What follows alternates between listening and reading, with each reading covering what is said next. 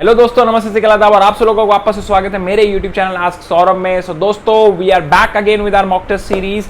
और पिछले mock test से इस मॉक टेस्ट के बीच में जरूर ज्यादा गैप था, मगर इस मॉक टेस्ट से आगे आने वाले मॉक टेस्ट के बीच में ज्यादा गैप नहीं होने वाला, क्योंकि हमारा एग्जाम धीरे धीरे करके पास आ रहा है। And I will make sure कि हम ज्यादा से ज्यादा मॉक टेस्ट करें हमारे एग्जाम के आने से पहले तक। दोस्तों, ये हमारा इस 2022 प्रिपरेशन सीरीज का चौथा मॉक टेस्ट है और ओवरऑल मेरे इस चैनल की मॉक टेस्ट सीरीज का 10वां मॉक टेस्ट है। So it's a very sweet movement for me, एक काइंड ऑफ अ माइलस्टोन है कि मैं 10th मॉक टेस्ट अपलोड कर रहा हूं हमारे इस YouTube चैनल पे, जबकि अलग अलग जगहों पे बहुत सारे लोग 10-10 मॉक टेस्टों के लिए कई 100,000 रुपए मांग लेते हैं। But I am very very happy कि I am able to give you this service in free, and it's just because of your love and your affection कि मैं और ज्यादा मोटिवेट होता हूं to prepare these mock test. So दोस्तों, आज का ये मॉक टेस्ट हमारा 10वां मॉक टेस्ट है मेरे पूरे चैनल में अब तक का। और मेरे से बहुत सारे बच्चे पूछते हैं कि सर 2022 की सीरीज के मॉक टेस्ट के अलावा क्या हम 2021 के मॉक टेस्ट कर सकते हैं?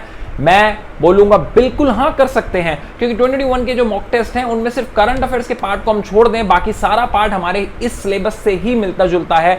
और उसके अंदर बहुत सारे लीगल प्रिंसिपल्स के ऐसे अच्छे अच्छे क्वेश्चंस हैं, बहुत सारे कॉन्स्टिट्यूशन के रिलेटेड अच्छे अच्छे क्वेश्चंस हैं जो 2022 के सीरीज में नहीं मिलेंगे आपको। तो मेरे आप सब लोगों से जो इस चैनल को फॉलो कर रहे हैं और जो इस चैनल पर नए हैं, उनसे रिक्वेस्ट है कि 2021 के मॉक टेस्ट को भी जाके आप जरूर करें। आप करंट अफेयर के पार्ट को अवॉइड कर सकते हैं, बट आपका लीगल प्रिंसिपल्स और एप्टीट्यूड, जनरल नॉलेज के कई सारे पैरामीटर्स पे आपका टेस्ट हो जाएगा, तो उनको भी आप लोग अपने प्रिपरेशन से बाहर मत रखिए। 2021 के मॉक टेस्ट सीरीज को भी आप जरूर करिए। तो दोस्तों, आइए बिना किसी समय को बर्बाद करें शुरू करते हैं आज का ये मॉक टेस्ट जो मैंने आप लोगों के लिए प्रिपेयर किया है। और इस मॉक टेस्ट की खासियत यह है कि इसके अंदर मैंने लीगल प्रिंसिपल से आउट होकर सेक्शन स्पेसिफिक आईपीसी को टारगेट करते हुए प्लस हमारे करंट अफेयर्स को टारगेट करते हुए बहुत सारे क्वेश्चंस डाले हैं, जो कि आप लोगों को एक ब्रेनस्टॉर्मिंग सेशन देंगे और हेल्प करेंगे आपकी प्रिपरेशन को एनहांस करने में। तो दोस्तों, let's start with our mock test number 4 for 2022 preparations to DU-LLB। So दोस्तों, ये पहला क्वेश्चन आपकी स्क्रीन पर आ चुका है और ये एक फेमस कोट है। कोट क्या है? Who said the best way to get a law repeal is to enforce it strictly? A option Lincoln है, B George Washington, C Charles Dickens and D Justice Jackson.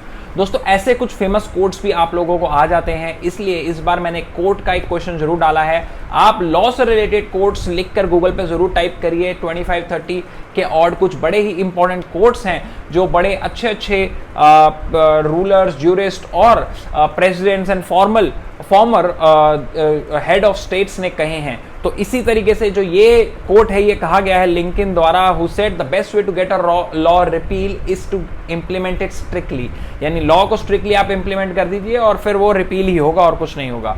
And the second question is the word Hindu as a reference to the people of Hind was first used by, and that was used by Greeks. Greeks ने Indu Indus valley civilisation, जो हमारा सबसे पुरानी civilisation में एक है, Indus river के उस तरफ रहने वाले लोगों को इंदू और हिंदू के नाम से उन्होंने उपाधि दी थी। तो those were the Greeks. National Institute of Science, Communication and Information Resource is based at, so this is based at New Delhi। So दोस्तों, ऐसे इंस्टीट्यूट, नेशनल इंस्टीट्यूट्स जो इंपॉर्टेंट इंस्टीट्यूट्स हैं, चाहे वो आपका FTII हो गया, चाहे आपका वायरोलॉजी का इंस्टीट्यूट हो गया, चाहे आपका लॉ में तो खैर हम है ही, मगर आर्कियोलॉजिकल सर्वे ऑफ इंडिया हो गया, ऐसे बहुत सारे जो इंस्टीट्यूट्स हैं वो ऑल ओवर इंडिया में बहुत अलग अलग जगह पर उनके हेडक्वार्टर्स हैं। आप उनको भी जरूर सर्च करके पढ़ें, ऐसे क्वेश्चंस भी आ जाते हैं। Indian women's hockey team won which position in the Asia cup 2022? So this is a current affair and the position won by Indian women's hockey team was third. And question from my side to you is कि वो Asia cup जो है वो कहाँ पे हुआ था and who was the winner of the Asia cup. दोस्तों, एक क्वेश्चन से मल्टीपल क्वेश्चंस निकालना, अगर आपने उस क्वेश्चन पे ध्यान नहीं दिया है ड्यूरिंग योर प्रिपरेशन, तो आप अब क्वेश्चंस को देख रहे हैं तो आपको प्रिपरेशन में पता चल रहा है कि ये क्वेश्चन ऐसा दिया था सर ने, तो उससे और रिलेटेड क्या क्या आ सकता है, वही एक अच्छे स्टूडेंट की निशानी है। तो मैं मेक श्योर करता हूं और आपको रिकमेंड भी करता हूं कि आप लोग क्वेश्चन से क्वेश्चन जरूर निकालें। That is the USP and that is the most beneficial part of any mock test which a student can retrieve from. And there is after entering the human body through mosquito bite, tire malaria parasite shows initial multifunction in। तो जो मच्छर हमें काटता है तो उसका जो parasite हमारी बॉडी में जाता है उसका मल्टीप्लीकेशन कहां से शुरू होता है? तो is it liver, is it blood, is it spinal cord और इज इट स्प्लीन? सो दोस्तों आंसर इज लिवर। लिवर के अंदर उसका मल्टीप्लीकेशन शुरू होता है जब कोई भी मच्छर हमें काटता है। So sixth question is the southernmost point of peninsular India, that is Kanyakumari. Kanyakumari is the southernmost point. So that is with reference to equator, Tropic of Cancer, Tropic of Capricorn. They are asking north of equator. Okay, equator हाँ India के नीचे आता है तो north of equator ही है वैसे तो। अब बाकी ऑप्शन भी देख लेते हैं। north of Tropic of Cancer नहीं, north of Tropic of Cancer नहीं है। south of equator तो नहीं है क्योंकि equator इंडिया के नीचे है। south of Capricorn भी नहीं है क्योंकि Capricorn इक्वेटर के भी नीचे आता है। सो दोस्तों डेफिनेटली जो इसका आंसर है that's going to be north of equator. One is the right answer. ये लैटिट्यूड लॉन्गिट्यूड से रिलेटेड क्वेश्चन था, ज्योग्राफी से रिलेटेड। अगर आप लोग ज्योग्राफी पढ़ रहे हैं तो ऐसे ही छोटी छोटी पार्ट्स आपको मिलेंगे। मैंने प्रीवियस मॉक टेस्ट में भी क्वेश्चन दिया था, the sphere, oblated sphere, the shape of the earth. तो ऐसे ही क्वेश्चन आएंगे, ज्यादा ज्योग्राफी डिटेल में डीप में नहीं आती है। Seventh question, which country launch the Hwasong 12 mid range ballistic missile and that is current affairs and that was launch by North Korea. Padmashri award Baba Iqbal Singh was passed away in January 2022 and he was a social worker, politician, poet and director. So दोस्तों he was a social worker Baba Iqbal Singh. Which nation released a death penalty in India's report? So India में death penalty की report जो थी वो अभी भी recently ही national law university NLU ने जो थी वो पब्लिश की थी। Answer C is the right answer. Then who among the following was called the father of Indian Renaissance? And that's a question from history and very important question. We have almost study about it in 8th and 10th class, and the father of Indian Renaissance was Raja Ram Mohan Roy. Which of the following article of constitution use the term martial law? सो देखा मैंने आपको क्या बताया था कि आप जब constitution को पढ़ेंगे तो कुछ इंपॉर्टेंट आर्टिकल्स हैं। आपको मैंने बताया था कि पूरे कॉन्स्टिट्यूशन में 395 आर्टिकल्स हैं, आप सबको तो नहीं पढ़ सकते बट कुछ इंपॉर्टेंट आर्टिकल्स हैं उनको आपको पढ़ना चाहिए। और जब आप पढ़े तो उनको डिटेल में पढ़ें। आप देखिए मार्शल लॉ की बात यहाँ पे कर दी गई है और मार्शल लॉ में आपको बता दूं कि फंडामेंटल राइट्स के अंदर ही जो हमारे आर्टिकल्स है उसमें कवर किया जाता है। किस में कवर किया जाता है यही वो क्वेश्चन पूछ रहा है। अगर आपने फंडामेंटल राइट्स ढंग से पढ़े होंगे तो आप इस क्वेश्चन का आंसर ढंग से दे देंगे और नहीं तो फिर आप कंफ्यूज हो जाएंगे।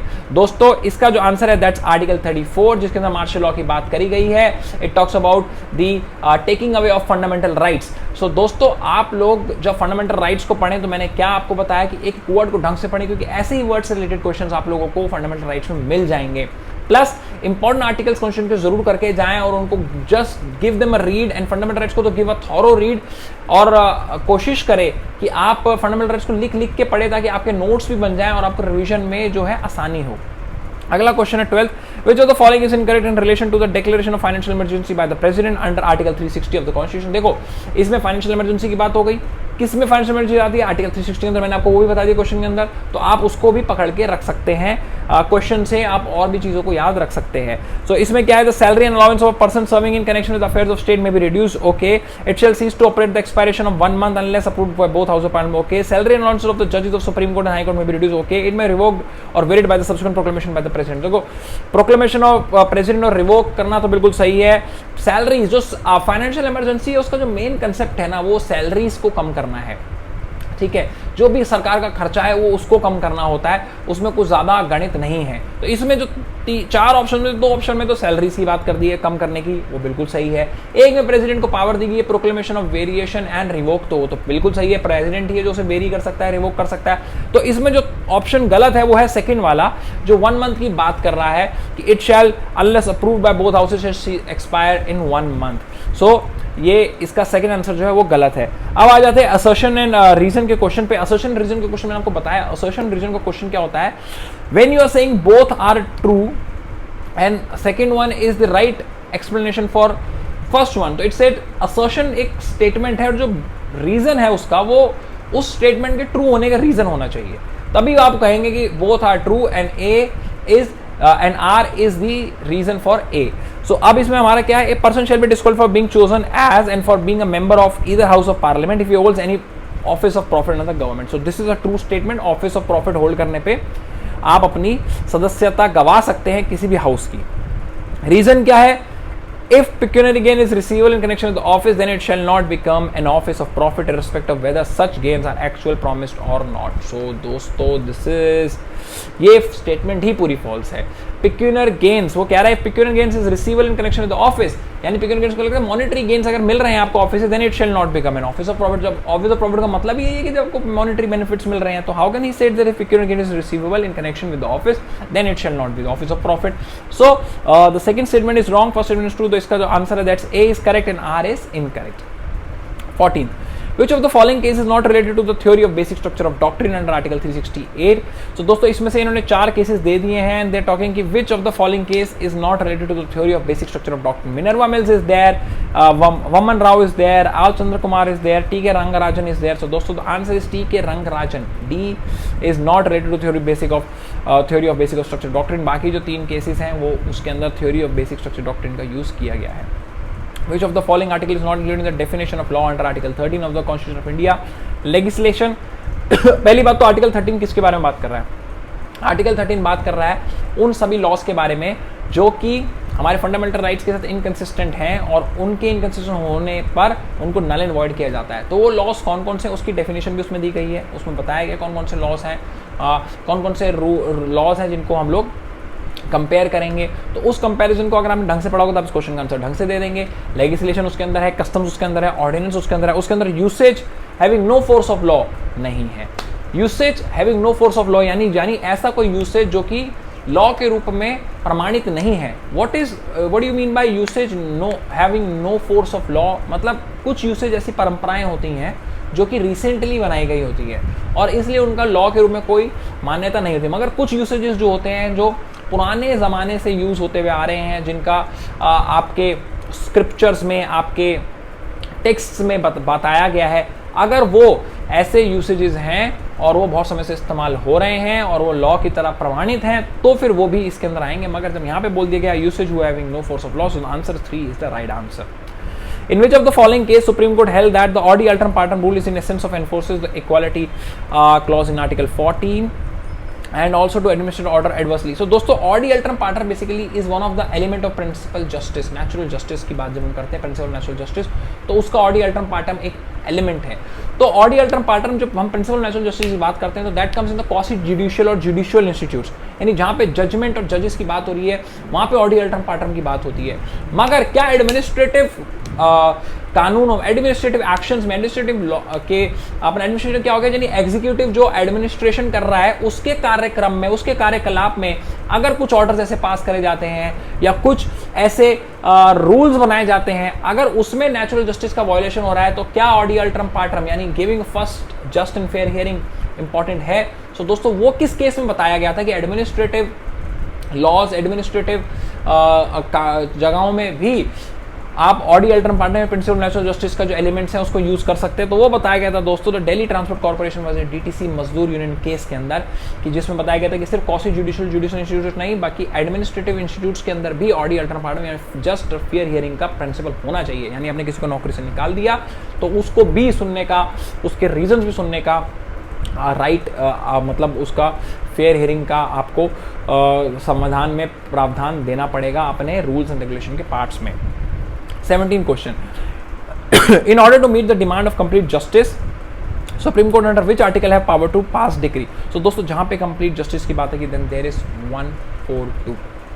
Article 142 talks about the complete justice. Complete justice को डिलीवर करने के लिए अगर सुप्रीम कोर्ट को डिक्री ऑर्डर पास करना पड़े, और ये एक एक्स्ट्रा ऑर्डिनरी पावर है सुप्रीम कोर्ट के पास कि जब तक पार्लियामेंट कोई लॉ नहीं बना देती, अगर ऐसा कोई लॉ नहीं है या पार्लियामेंट को ऐसा लॉ बनाया जो कि गलत है और सुप्रीम कोर्ट लगता है कि उसे कंप्लीट जस्टिस डिलीवर करना है, तो वो ऐसे कोई डिक्री ऑर्डर पास कर सकती है जिसकी जो मान्यता है उस पार्लियामेंट द्वारा पास किए गए कानून के मुकाबले होती है. इसी आर्टिकल 142 को हमारे कॉन्स्टिट्यूशन के अंदर ओवर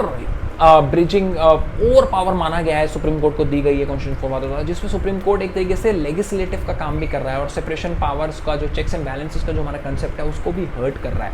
तो 142 के अंदर जब सुप्रीम कोर्ट कभी कभार ओवर पावर करके पार्लियामेंट्स को और हमारे क्या कहते हैं लेजिस्लेटिव जो बॉडी है उसको ओवर पावर करके कोई रूल बना देती है कंप्लीट जस्टिस को देने के लिए, तो वो आर्टिकल 142 के अंदर आता है। ये बहुत डिस्प्यूटेड आर्टिकल्स में से एक है, इसका टसल हमेशा चलता रहता है, मगर आपको जहां भी कंप्लीट जस्टिस का सवाल आ जाए तो that's article 142 my dear friends. And then let's go to the first female prime minister to the world was given by, it was given in Sri Lanka. What is the name of the first female prime minister? Write down in the comment box below. Who is the current serving chairman of Bar Council of India? देखो दोस्तों, bar council of India advocates act 1961 के अंदर bar council of India का बहुत important role है। मैं आप लोगों को रिकमेंड करूंगा एडवोकेट्स एक्ट 1961 को आप थोड़ा सा जरूर पढ़ के जाएं, एक ब्रशअप करके जाएं, क्योंकि उसके अंदर आपको bar council of India, bar council of India का कॉम्पोजिशन, ठीक है, और कुछ छोटे छोटे जो प्रावधान है लेकर एडवोकेट्स को वो मिल जाएंगे कि उसके अंदर कैसे लॉ ऑफिसर्स बताए गए एडवोकेट्स को, तो ये बहुत इंपॉर्टेंट है। इसलिए बार काउंसिल ऑफ इंडिया के जो करंट सिटिंग हमारे बार काउंसिल के चेयरमैन है that's Manan Kumar Mishra. Second is the right answer. Which among the following legislative houses which can not be dissolved? So दोस्तों आंसर इज राज्यसभा। राज्यसभा अमर है, ध्यान रखना, लिख लेना, राज्यसभा हमारा है, राज्यसभा कभी भी डिसॉल्व नहीं होता, राज्यसभा कभी भी बंद नहीं होता।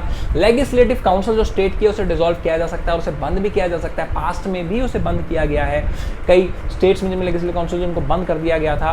तो इसी तरीके से लेजिस्लेटिव काउंसिल अमर नहीं है, बट राज्यसभा जो है अमर है। जब तक भारत में संविधान है, कॉन्स्टिट्यूशन है, तब तक राज्यसभा रहेगा भारत में, क्योंकि उसे कभी भी डिसॉल्व नहीं किया जा सकता। कंटिन्यूस हाउस जिसके मेंबर 6 ईयर्स के बाद क्या होते हैं, अपना एक्सपायर होते हैं और दोबारा वहां पे री इलेक्शंस होते हैं। NALSA is formed in accordance with which of the article of constitution? दोस्तों NALSA is national national अपना law service authority of India. तो जो है आपका नालसा जो है लीगल सर्विस अथॉरिटी जो है हमारी देश की, नालसा को बनाया गया है। नालसा के जो अपना एक्स ऑफिशियो चेयरमैन और हेड होते हैं वो चीफ जस्टिस ऑफ इंडिया होते हैं। नालसा का काम क्या है, फ्री लीगल एड देना लोगों को। नालसा किस कॉन्स्टिट्यूशन के आर्टिकल के अंदर आया जहाँ पे फ्री लीगल एड की बात आ गई दोस्तों? So there is article 39A के अंदर हम लोगों ने बात कर ली उसकी, हमारे फ्री लीगल एड की। तो जब नालसा का बात करी गई है, ठीक है, तो उसकी बात 39A के अंदर करी गई है, दैट्स आर डीपीएसपी। तो आप लोगों ने अगर ढंग से डीपीएसपी पढ़ा है, fundamental right, DPSP, fundamental duties, 3 चीज़ें आप इसे ढंग से कर लो बिल्कुल समय देकर, और मैं आपको बता रहा हूँ आपको कोई भी दिक्कत आने नहीं वाली लीगल एस्पेक्ट से इस एग्जाम्स के अंदर। Labour day celebrated on which day? Labour day का इंपॉर्टेंस और बढ़ गया क्योंकि अभी नया नया लेबर लॉ पास हुआ इंडिया के अंदर, and labour day celebrated in the 1st of May। So दोस्तों रिमेंबर द डेट।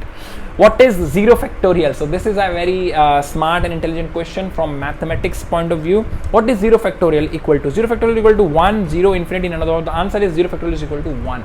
तो जिन लोगों ने थोड़ी बहुत मैथ्स करी है, हल्का फुल्का भी आता होगा, they will mark this answer right. और नहीं करी है तो फिर ज़्यादा डिटेल में जाने की जरूरत नहीं है, देख लो, पढ़ लो, समझ लो, आ गया तो बहुत अच्छी बात है। Bandipur national park is in which state? दोस्तों मैंने पिछले मॉक टेस्ट में हमारे नेशनल पार्क्स और हमारे wild life centuries, bird life sanctuaries और डैम्स के क्वेश्चंस नहीं डाले थे, बट ये बहुत इंपॉर्टेंट क्वेश्चंस हैं, आप जरूर करके जाएं। हमारे न्यूक्लियर एटॉमिक पावर प्लांट्स भी शायद इसका क्वेश्चन भी आएगा, इसके अंदर मैंने टेस्ट में डाला है nuclear atomic power plants. India में गिने चुने handful nuclear atomic power plants हैं, उनके बारे में जरूर पढ़ के जाएं। बड़ा कहाँ पर है, ओल्डेस्ट कहाँ पर है, और कौन कौन सी स्टेट में कौन कौन से हैं, 7, 8, 9 शायद न्यूक्लियर पावर प्लांट्स हैं, उनको आप पढ़ें किस किस स्टेट में। उसी तरीके से आप ये देखिए बंदीपुर नेशनल पार्क के बारे में बात हो रही है, कितने नेशनल पार्क हैं? ज़्यादा नेशनल पार्क तो है ही नहीं। एक शीट ले लीजिए, उसमें नेशनल पार्क लिख लीजिए और यहाँ पे किन किन स्टेट्स में वो लिख लीजिए, क्योंकि एक भी आ गया 40 में से एक भी आ गया 4 मार्क्स आपके, मगर आपको पढ़ना तो 40 के 40 ही पढ़ेंगे। सो दोस्तों Bandipur national park is in Karnataka, that's see.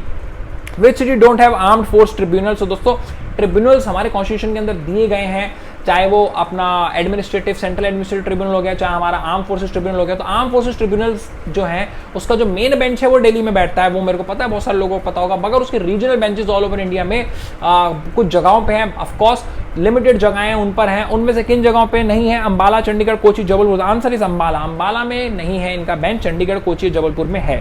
Which judgment lead to the struck down of section 303 of IPC? So दोस्तों व्हाट इज 303? 303 बेसिकली दोस्तों 302 मर्डर के बाद जब एक लाइफ इम्प्रिजनमेंट का व्यक्ति को मर्डर कर देता है तो 303 की इसको पनिशमेंट आप आईपीसी के अंदर से फ्रेम कर सकते हैं। आईपीसी के अंदर 303 को हमारे एक बहुत लैंडमार्क जजमेंट में स्ट्रक डाउन किया गया था, और वो लैंडमार्क जजमेंट जो था वो मिट्ठू Singh versus state of Punjab का था। इसके अंदर क्या किया गया था, कोर्ट ने इसको इस बेसिस पे स्ट्रक किया था क्योंकि इसके अंदर जो पनिशमेंट है वो सिर्फ एक ही पनिशमेंट है। अगर कोई भी लाइफ इम्प्रिजनमेंट वाला बंदा अगर किसी की डेथ कर देता है, मर्डर कर देता है, तो उसकी जो सजा है वो सिर्फ डेथ ही है। तो कोर्ट ने इसको बोला कि this is an absolute violation of article 21, जहां पे आपने किसी बंदे को और कोई ऑप्शन ही नहीं दिया ना कोर्ट को आपने ऑप्शन दिया कुछ और सेलेक्ट करने का। जब आपने किसी को फ्रेम कर दिया 303 के अंदर और वो बंदा लाइफ इम्प्रिजनमेंट ऑलरेडी काट रहा था, पैरोल पे बाहर था, पैरोल पे बाहर में आके उसने किसी का मर्डर कर दिया, तो अब उसको डेथ पेनल्टी मिल जाएगी।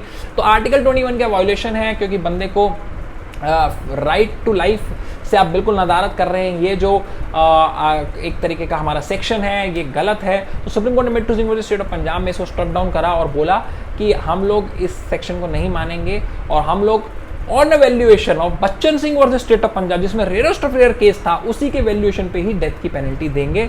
और ऐसा कोई भी सेक्शन जिसमें सिर्फ और सिर्फ डेथ की पेनल्टी दी गई है वो सेक्शन 21 का वायलेशन है और हम उसके अंदर किसी भी केस को नहीं लेंगे। तो Mittu Singh versus state of Punjab very important case, 303 को इसने स्ट्रक डाउन करा था।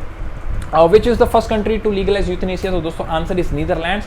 Netherlands the first country to legalize euthanasia. India के अंदर भी यूथनेसिया का जो केस है कॉमन कॉज के बाद वो अगर आपको क्वेश्चन है कि यूथनेसिया इंडिया में किस केस के बाद लाया गया, तो that was the common cause case. But हाँ, आपका जो सबसे इम्पॉर्टेंट जिसमें बहुत इंपॉर्टेंट रोल यूथनेसिया का प्ले करा था जो केस को बनाने में, केस को यूथनेसिया के कंसेप्ट को इंडिया में लाने में, उसके बाद डिबेट लाने में, तो वो किस जजमेंट के अंदर था, आप लोग मुझको बताएंगे इस क्वेश्चन कमेंट बॉक्स में लिख के कि कौन सा वो केस था जिसके अंदर इंडिया में डिबेट शुरू हुई थी यूथनेसिया के बारे में।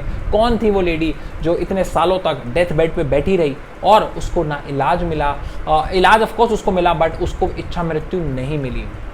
आप लोग मुझे बताएं कमेंट बॉक्स में that who was that lady and what was that case about, who started the discussion of euthanasia in India but which led to the rules for euthanasia drafted, that was the common cause case. So दोस्तों let's go to our 28 anticipatory bail का जो concept है हमारे CrPC में। देखो मेरे को बच्चे पूछते रहते सर सीआरपीसी में क्या आएगा, तो सीआरपीसी में ऐसे ही क्वेश्चन आएंगे, एंटीसिपेटरी बेल, एफआईआर, ठीक है, आपका 144, 125 जो मेंटेनेंस हो गया, ठीक है, ऐसे छोटे छोटे क्वेश्चन आएंगे। वारंट केसेस हो गए, आपका समन केसेस हो गए, ठीक है, कॉग्निजेबल ऑफेंस हो गया, नॉन कॉग्निजेबल ऑफेंस हो गया, ऐसी ऐसी डेफिनेशंस आप लोगों को वहाँ पे आने वाली हैं, ठीक है। तो आप सिर्फ और सिर्फ सीआरपीसी के ऐसी क्वेश्चंस को, डेफिनेशंस वाले सेक्शंस को करें, ज़्यादा डिटेल में जाने की जरूरत नहीं है। मैं कोशिश करूँगा कि सीआरपीसी के कुछ इंपॉर्टेंट DOLLB के एस्पेक्ट से सेक्शंस में लाऊँ, उसकी वीडियो निकाल दूँ, क्योंकि जिन लोगों की प्रिपरेशन बहुत अच्छी चल रही है शायद वो लोग और कर लें, बट जिनकी नहीं चल रही है उनको मैं डिसहार्टन नहीं करना चाहता। ऐसे सिंपल से क्वेश्चन आएंगे मेरे मॉक टेस्ट में, सीआरपीसी के जितने क्वेश्चन आ गए आप वो भी कर लेंगे तो मैं मानूंगा आपकी प्रिपरेशन बहुत अच्छी है। The answer is section 438 28 answer 438 anticipatory bill is covered under CRPC under section 438. For how long the person can be out on anticipatory bill? Again landmark judgment में डिसाइड किया है। कौन सी जजमेंट है, पिछले मॉक टेस्ट में पूछी थी, जिसके अंदर कुछ जजेस ने, कोर्ट ने बोला है कि भैया एंटीसिपेटरी बेल की कोई लिमिट नहीं होती, अनलिमिटेड होती है। जब तक केस चल रहा है, जब तक बंदे को ड्राफ्ट करके, जब तक बंदे को सजा नहीं दे दी जाए, अगर वो बंदा एंटीसिपेटरी बेल पे बाहर है तो एंटीसिपेटरी बेल पे बाहर रहेगा। So that is 3 is the right answer for 29। Before minister enters office he should take oath and information in front of the president mentioned in ministers की ओथ और affirmations कहाँ मेंशन है, so it's mention in schedule 3। What is meant by the legal maxim word falsus procurator? So दोस्तों legal maxim आ गया। falsus procurator का मतलब होता है false agent, ठीक है। अगला चलते 32 that's a legal principle question. Contract with minor would be void if other party knew about the minority. Hitesh is leading seller of the computer hardware items in the city. His 16-year-old son has Rohan and his 16-year-old son as Rohan and his best friend Rohan is also the same age. Hitesh, knowing the age of Rohan, entered into the contract with him for the set of laptops for sum of rupees 20 lakh. With Hitesh sent the consignment of the laptop, Rohan refused to take them and dishonored the contract.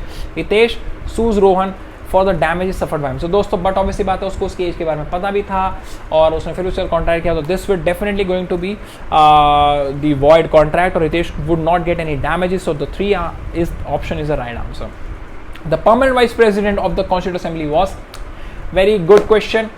President सबको पता था क्या, doctor Rajendra प्रसाद।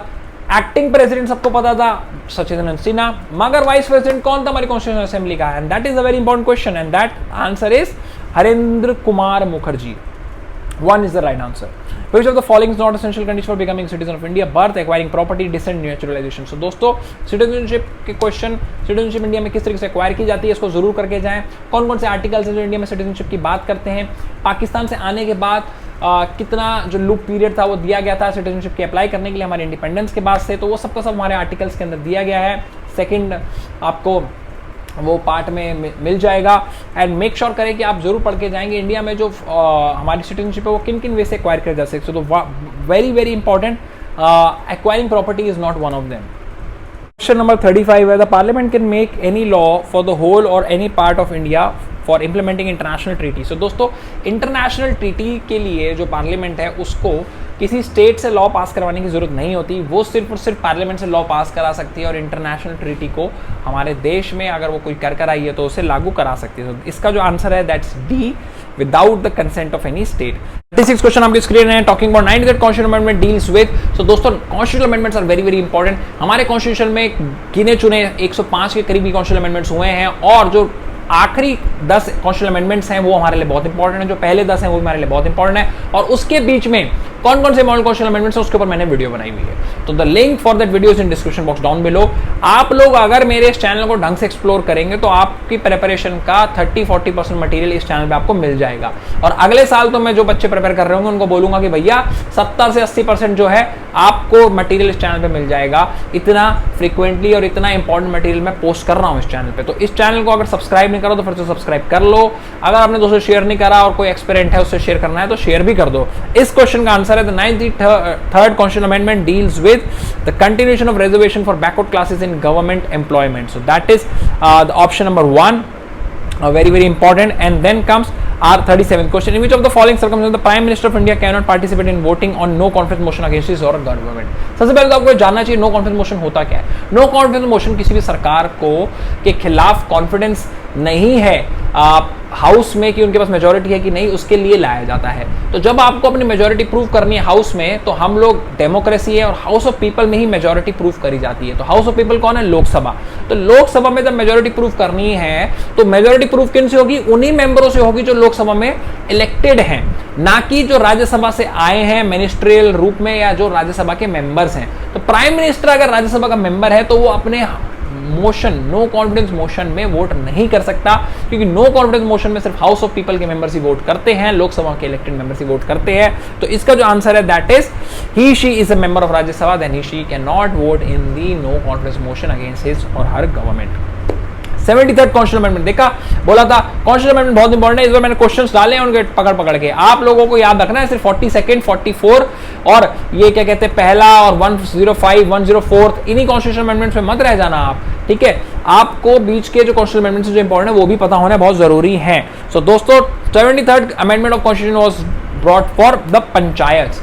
पंचायत के लिए लाया गया था। जब हमारे कॉन्स्टिट्यूशन में क्या करा गया था? शेड्यूल ऐड किया गया था। कौन सा शेड्यूल ऐड किया गया था पंचायत के लिए? डिस्क्रिप्शन बॉक्स में नीचे कमेंट बॉक्स में बताएं कि कौन से शेड्यूल में पंचायत के बारे में हमारे कॉन्स्टिट्यूशन में ऐड किया गया है। The Berne convention was a Pioneer convention in the field of. Berne convention किस में था? Protection of wild life, protection of victim of Wars, protection of intellectual property rights, protection of human rights. तो दोस्तों, अगर आपने IPR ढंग से पढ़ा है तो आपको पता होगा the Berne convention was responsible for IPR, intellectual property rights, and the third answer is the right answer.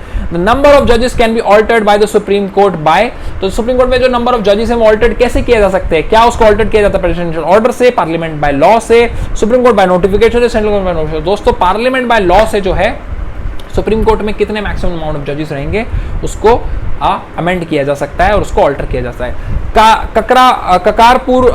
ककरापुर atomic power station is located at. So देखो, मैंने आपको बताया एटॉमिक स्टेशन, इंडिया का सबसे बड़ा एटॉमिक स्टेशन कौन सा है? 2000 मेगावाट से भी ज्यादा की जो एटॉमिक एनर्जी प्रोड्यूस कर रहा है, उस स्टेशन का नाम क्या है? कमेंट बॉक्स में लिख के बताएं। इंडिया में कितने एटॉमिक स्टेशन इस समय वर्किंग है उनके बारे में लिख के बताएं। और ककरापुर एटॉमिक पावर प्लांट जो है वो गुजरात के अंदर है। तो the third answer is the right. तो 42nd क्वेश्चन आपकी स्क्रीन पे, time taken by the constitution assembly to prepare the constitution is. तो दोस्तों, कॉन्स्टिट्यूशन असेंबली को कॉन्स्टिट्यूशन प्रिपेयर करने कितना टाइम लगा? जो लोग अच्छे से प्रिपेयर करने पता होगा 2 years 11 months and 18 days। The B is the right answer. 43, what is the minimum permissible age according to the constitution of India for employment in any factory और माइन? तो दोस्तों, the minimum permissible age is age of 14 years। आपने तभी देखा होगा 6 to 14 के बीच में education को मैंडेटरी कहा गया है, चाहे वो आर्टिकल 45 हो, चाहे वो हमारा आर्टिकल 21A हो, जिसके अंदर बात करी जाती है राइट टू एजुकेशन की। उसका भी जो विंडो लिमिट है वो 6 to 14 है। बट 18 साल से नीचे का कोई बच्चा हजार्डस वे में वर्क नहीं कर सकता, ठीक है। वो वर्क कर सकता है 14 ईयर्स के बाद, बट जो उसका वर्क मोड है, वर्क स्टेशन है, वो हजार्डस नहीं होना चाहिए, उससे इसको आउट रखा गया। तो 14 years is the minimum age. Which landmark case for supreme court talked about the speedy trial, and that is none other than our very famous Hussainara Khatoon versus home secretary of state of Bihar, जिसमें speedy trial, जिसके अंदर बोला गया था इतने सालों सालों तक ट्रायल चलता रहता है, और एक बंदा जिसकी सजा सिर्फ 2 साल होनी चाहिए, 10-10 साल जेलों में काट रहे हैं क्योंकि उनका ट्रायल ही नहीं खत्म हो पा रहा, उनका बेल ही नहीं मिल पा रही है। Dacoity is defined under which section of Indian penal code, and that is section 391। When robbery becomes dacoity, आप लोग कमेंट बॉक्स में बताएं कि रॉबरी डेकॉइटी कब बनती है, और अगर आप लोगों को नहीं पता तो सर्च करें कि कब किसी रॉबरी को डेकॉइटी का रूप दे दिया जाता है और डेकॉइटी के अंदर चार्ज किया जाता है और रॉबरी के अंदर नहीं। तो सेक्शन 391, अब हमने बोला सेक्शन स्पेसिफिक क्वेश्चन पूछे सर, सेक्शन स्पेसिफिक क्वेश्चन आ रहे हैं अब। How many kind of hurts are grievous hurt are given in section 320। देखो इसमें मैंने बता दिया कि ग्रीवियस हर्ट का सेक्शन कौन सा, ग्रीवियस हर्ट का सेक्शन 320 है। Grievous hurt is very very important.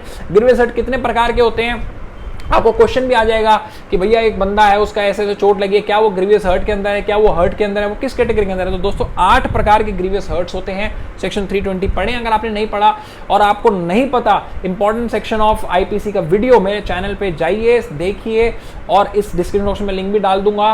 बहुत पॉपुलर वीडियोस में से एक है, इतने सारे बच्चे उसको देखते हैं। आप लोग जो इससे मिस हो गया है जरूर जाएं और देखें important section of IPC 47। The maxim actus me invinto factus non est men act finds an application in section 94, okay, and maxim diminis non curious lex has been incorporated in section 95। so दोस्तों 76 से लेकर 106 तक हम general exceptions की बात करते हैं हमारे आईपीसी के अंदर, यानी क्राइम से एक्सेप्शन किन किन रूप में मिल सकती है, तो उसी रूप में ये एक्सेप्शंस के अंदर ही है हमारा। देखिए डिमिनिस नॉन क्यूरेट लेक्स जो है वो है कि स्मॉल ट्रिफल्स जो हैं वो कोर्ट कभी भी एंटरटेन नहीं करती छोटे मोटे मसलों को। अब ये कह रहे हैं एक्टस मी इन्वेंटो फैक्टस नॉन एस्टो मैन एक्ट्स का मतलब है अगर कोई एक्ट मैंने अपनी मर्जी से नहीं करा तो वो एक्ट मैंने नहीं करा। ये डिफेंस है उस लोगों के लिए जब किसी व्यक्ति को फोर्सफुली कोई क्राइम उससे करवाया जाता है, उसके परिवार को बंदी बनाया गया, उसको फोर्स किया गया वो क्राइम करने के लिए, और उस बंदे को उसको पता भी नहीं था कि वो क्राइम जो करने जा रहा है वो कितना बड़ा उसका रेपरकशन होगा। बट इसका एक्सेप्शन भी है कि जिसमें डेथ की पेनल्टी दी जा रही है या मर्डर हो रहा है, उस केसेस में इस एक्सेप्शन को अवेल नहीं किया जा सकता। बट फिर भी जो एक्टस मी इन्विंटो, ठीक है, जो एक्शन मैंने इनवाइट करा है, अगर मेरा वो एक्ट मैंने खुद अपने अच्छा से नहीं करा है तो वो एक्ट मेरा नहीं माना जाएगा। ये बात हमारे सेक्शन 94 में हो रही है। तो ये जो दोनों हैं both of them 1 and 2 are true, so C is the right answer. Read the following, Indian courts have jurisdiction to try crime committed by an Indian foreign country. Yes definitely it's the scope of IPC. आप पढ़ें उसको, IPC का scope क्या है उसके अंदर आपको पता चलेगा। Indian courts do not have jurisdiction to crime committed foreign, बिल्कुल wrong.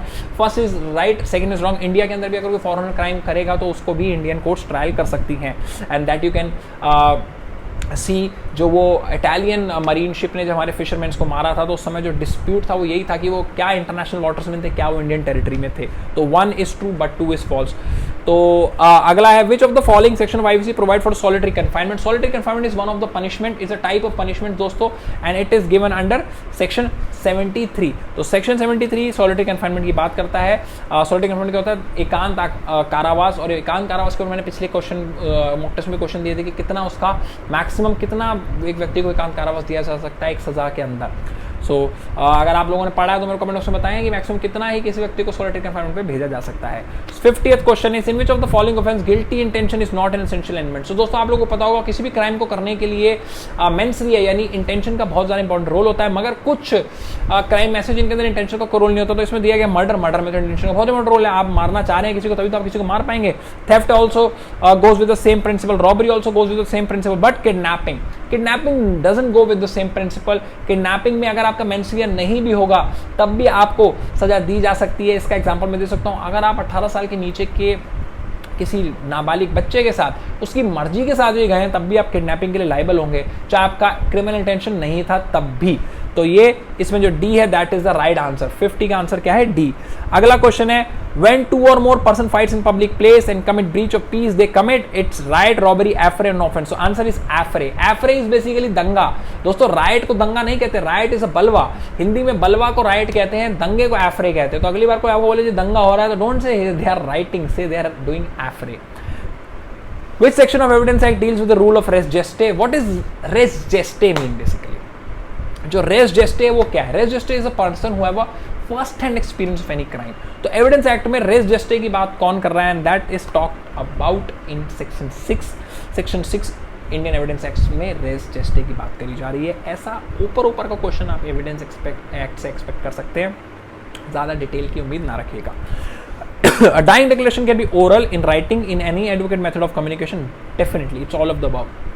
Dying declaration can be even in form of इशारा, we can say, in form of gesture, we can say. ठीक है, अगर आप जज साहब आपसे जो आपका डाइंग डिक्लेरेशन ले रहा है वो आपसे पूछे कि साहब को किसने मारा और आप उंगली करके किसी की तरफ इशारा कर दें, that also compiles to dying declaration. That is why in any adequate method the communication is done before the person dies is a dying declaration. And 54, the police officer bound to register an FIR upon receiving any information relating to commission of cognizable offence under 54. It was given in which case that the case is Lalita Kumari versus state of UP. Children of Muslim parents are not entitled to maintenance under 125. देखो दोस्तों, 125 CRPC जो maintenance की बात करता है वो सारे धर्मों के लिए है. Of course maintenance Hindu marriage act के अंदर एक अलग प्रोविजन है, मगर 125 CRPC के अंदर एक अलग प्रोविजन है जिसके अंदर बच्चे, माता पिता और वाइफ तीनों के तीनों मेंटेनेंस मांग सकते हैं. दो इस्लाम के अंदर मेंटेनेंस को सही नहीं माना जाता है, बट 125 के अंदर अगर कोई उसे अप्लाई करे तो उसको मेंटेनेंस मिलेगी ही मिलेगी. So this is entitled to maintain. 3 is the right answer. Who among the following will appoint head constable in arm police through the promotion of constable. तो कांस्टेबल की प्रमोशन को हेड कांस्टेबल करने का हक किसके पास है? Assistant superintendent of police, deputy superintendent of police, superintendent of police, magistrate with the consultation of superintendent of police. The answer is 3. Superintendent of police जो एसपी होता है वो ही कांस्टेबल की प्रमोशन करके उसे हेड कांस्टेबल बना सकता है. A distributes compact disc to B, a young boy of 19 years, for seeing obscene pictures for recreation, a kind of a porn. A has committed an offence, so this offence is committed under 293. आप 300 से पहले के जितने भी offences जाएंगे, जब आप murder और कल्पेबल होमिसाइड से पहले के जितने भी मर्डर्स हैं 299, बट ऑब्वियस आप उससे पहले जब जाएंगे तो आप देखेंगे ऊपर सारे ऑब्सिनिटी के कानून हैं सारे के सारे. मतलब आप पब्लिक में नंगा भाग रहे हैं, आप पब्लिक में कुछ ऑब्सीन कर रहे हैं, या फिर कुछ आप ऐसा ऑब्सीन सा कर रहे हैं, तो आप उन सेक्शंस को भी एक बार ज़रूर गो थ्रू करिएगा. वीडियो है सेक्शन का इंपॉर्टेंट सेक्शन ऑफ IPC, उसमें आप देख सकते हैं. Which country is known as the land of 1000 lakes? The answer is Finland. Finland is known the land of 1000 lakes. Which of the right mentioned below was removed by constitutional amendment from article 19 of the constitution? of freedom to assemble, देखो constitution 19 से एक right remove करा गया, fundamental right से भी एक ही right remove करा गया, और वो राइट है राइट टू प्रॉपर्टी का. तो जब भी कभी आपको ऐसे क्वेश्चन आए कि फंडामेंटल राइट से कौन सा राइट रिमूव करा, दैट्स राइट टू प्रॉपर्टी, और उसके अलावा कोई भी राइट रिमूव नहीं करेगा, तो B is the right answer. Orang national park is located है, मैंने आपको बोला था इस बार मैं wild life sanctuaries, national park और डैम्स के कुछ क्वेश्चन पूछने वाला हूँ. औरंग नेशनल पार्क की यहाँ पे बात हो रही है. औरंग नेशनल पार्क, अगर जो लोग असम में रह रहे हैं उन्हें पता होगा कि औरंग नेशनल पार्क कहाँ है, बट जो लोग असम के बाहर हैं उन लोगों को नेशनल पार्क्स का एक पेज लेना है, नेशनल पार्क्स लिखने हैं और किन किन स्टेट्स में वो लिखना है जरूर. 61. Separation of judiciary from executive has been provided in Indian Constitution in where, and it has been provided in the directive principle of the state policy, that's article 50. 50-50 power distribution होना चाहिए legislative और judicial के बीच में. तो इस तरीके से आप आर्टिकल 50 को याद रखिए, और DPSP के अंदर उसका दिया गया जुडिशियल, अपना लेजिस्लेटिव और एग्जीक्यूटिव तीनों का जो सेपरेशन ऑफ पावर है वो रहना चाहिए. विच of the following doesn't make a contract void? तो ये सह रहे हैं कि कॉन्ट्रैक्ट का हम वॉइड नहीं हो सकता. Genuine mistake to any law applicable, of course अगर आपकी मिस्टेक जेन्युइन ऑफ लॉ को आप कर रहे हैं तो लॉ की मिस्टेक कोई मिस्टेक नहीं होती, कॉन्ट्रैक्ट वॉइड होगा. The fact that one of the parties occasionally of sound mind but generally of unsound mind, दोस्तों ये है अनसाउंडनेस ऑफ माइंड पे जब कॉन्ट्रैक्ट वॉइड होता है उसका बहुत इंपॉर्टेंट एक फीचर ये है कि unsoundness of mind during the signing of contract और during the execution of contract होनी चाहिए. अगर उस समय बंदा साउंडनेस ऑफ माइंड में है तो भैया वो कॉन्ट्रैक्ट वैलिड माना जाएगा. बंदा दिन के 24 में से 12 घंटे सनकी और मेंटल रहता है, साउंडनेस ऑफ माइंड में नहीं रहता, मगर 12 घंटे में जिनमें वो साउंडनेस ऑफ माइंड में रहता है, अगर उसने उसमें कॉन्ट्रैक्ट साइन किया है तो वो कॉन्ट्रैक्ट वैलिड है.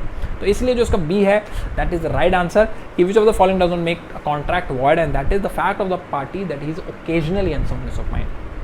63. A contract which is made to restrain the legal proceeding is void under law. So here it's saying the Raj is a leading barrister went into the contract with his friend Ram that he will not represent Ram in any suit for next 1 year. Ram brought suit against him for restrainment of legal proceeding. Decides A, the suit would grant relief to Ram as Raj has made illegal contract. Okay, the suit would award compensation to Ram and would direct Raj to pay damages. Okay, the suit would fail as the contract being made to restrain the legal proceeding is void. Okay, ये तो principal जो लिखा वही बात बोल दी उन्होंने. The suit would fail as Raj has only denied to represent him but have not restrained Ram from any legal. दोस्तों very very intelligent question. इसका जो आंसर है that's 63-4. राज ने मैं तुझे रिप्रेजेंट नहीं करूंगा ये बोला है, राज ने उसको रोका नहीं है कि वो किसी लीगल प्रोसीडिंग्स में नहीं जा सकता।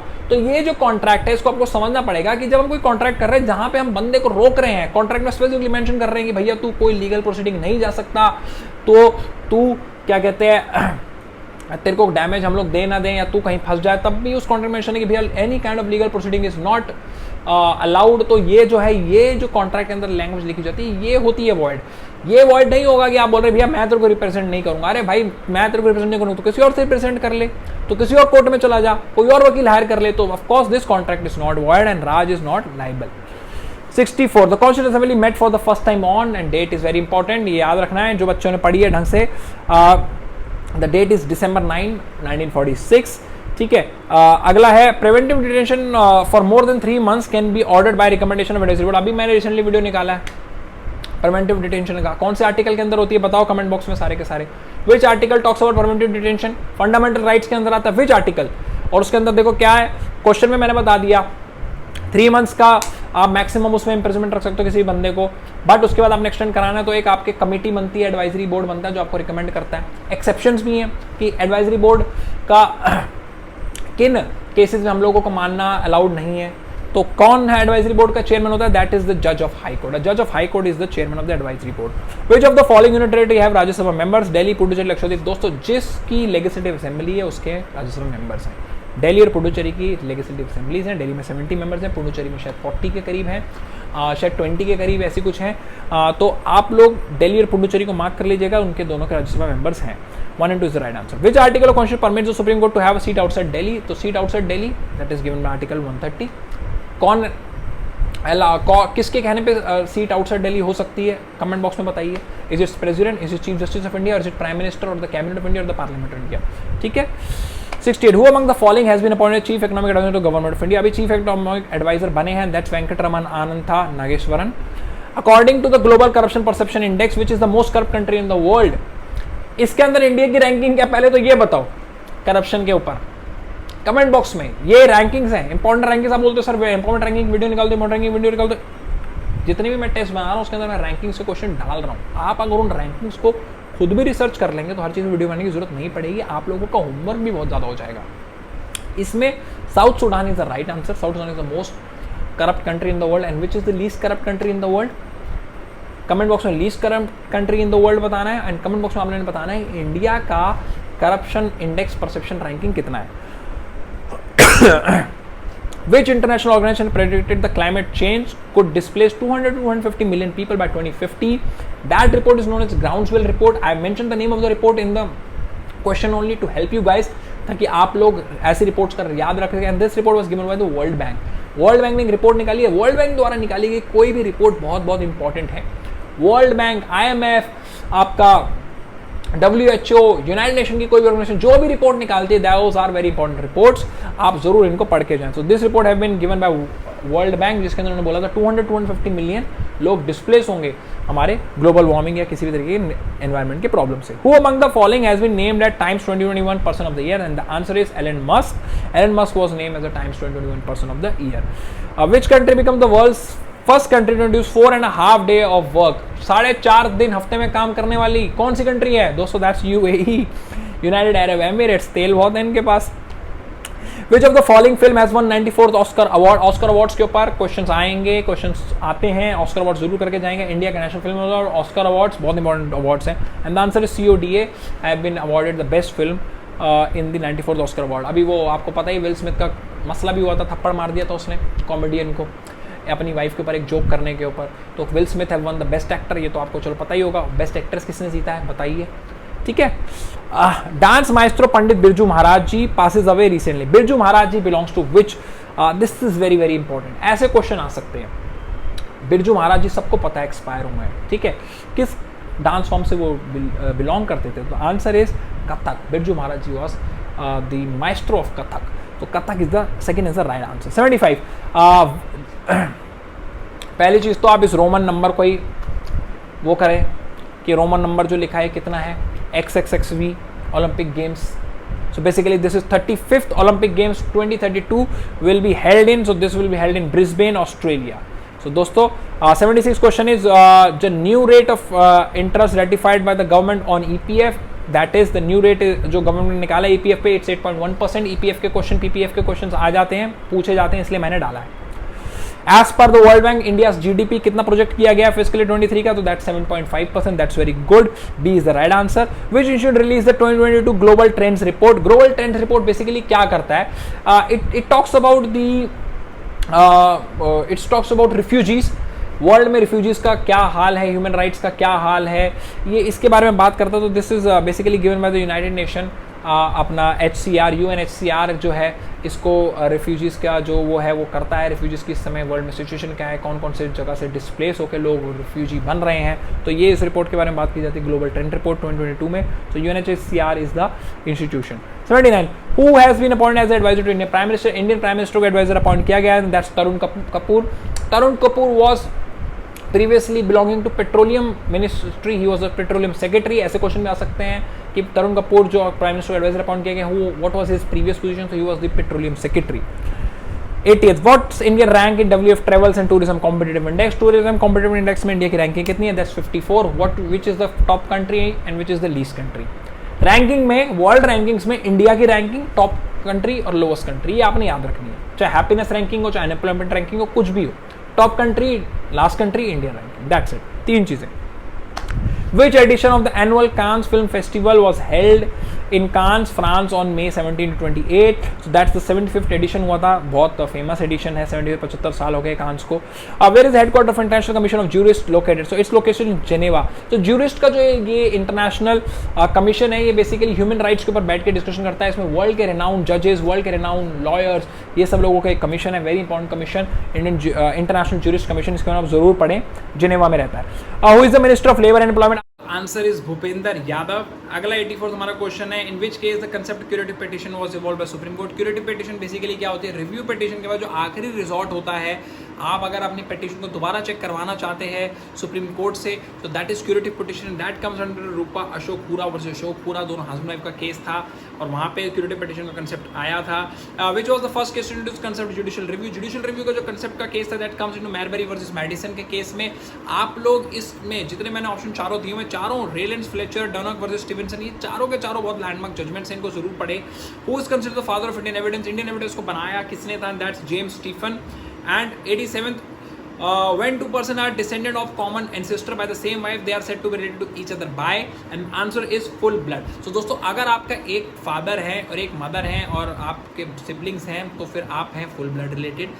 अगर फादर की दो वाइफ्स हैं और उनके अलग अलग बच्चे हैं, then those are half bloods. And when we talk about one mother having two fathers, यानी एक मदर के दो फादर से अलग अलग बच्चे हैं, then those are uterine bloods, यानी uterine comes from the word uterus. तो एक ही यूट्रस से जो बच्चे निकले हैं, चाहे उनके फादर डिफरेंट हो, तो उसे यूटराइन ब्लड से रिलेटेड कहते हैं। मिक्स ब्लड कोई कंसेप्ट नहीं है।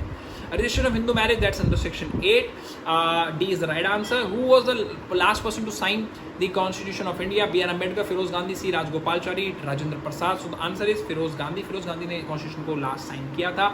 Copyright act came into the force. देखो दोस्तों, साइटेशन लोग पूरी तैयारी कर लेंगे, एक्ट किस साल में पास हुआ भूल जाते हैं, बड़ा इंपॉर्टेंट है, याद रखना आप लोगों ने। तो कॉपीराइट एक्ट जो है वो 1957 में पास हुआ था, A is the right answer. The owner of the patent will get dash time period to put his patent into use, यानी पेटेंट को अप्लाई करने के बाद, आपको मिलने के बाद आपको कितना समय का एक पीरियड दिया जाता है, उसके बाद आपको अपने पेटेंट को यूज में लाना होता है, पब्लिक में रिलीज करना होता है, that is 3 years period. And then what is the territorial jurisdiction of the patent act? Patent act का जो टेरिटोरियल जुडिशियर है वो क्या है? It extend to the whole of India except Jammu Kashmir. It extend to the whole of India, second is the option. It extend to the whole of India except the union territory and state of Jammu Kashmir. It extend to the whole of India and members of the world intellectual property organisation है वाइपो। तो इसका जो answer है that's 2, it extends to the whole of India. वाइपो members का कुछ भी लेना देना नहीं है पेटेंट एक्ट से। Trademark act came into force, it's D 1999।